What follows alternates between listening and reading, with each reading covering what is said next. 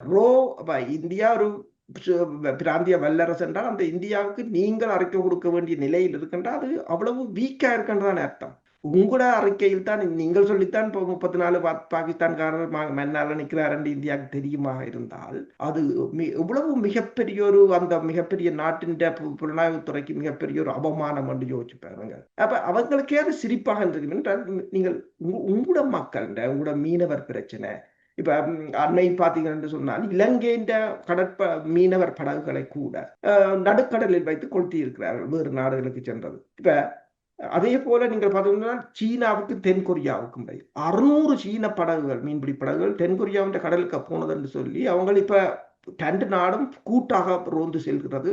0 tolerance என்று சொல்கிறார்கள். இனிமேல் சுடுவோம் என்று அப்படித்தான் சொல்கிறார்கள். அது பிரச்சனை, அவங்கள அப்படித்தான் நினைக்கிறேன். ஆனால் அந்த ஒரு நிலைமை கூட இல்லை தமிழ் அரசியல்வாதிகளை பொறுத்தவரையில்.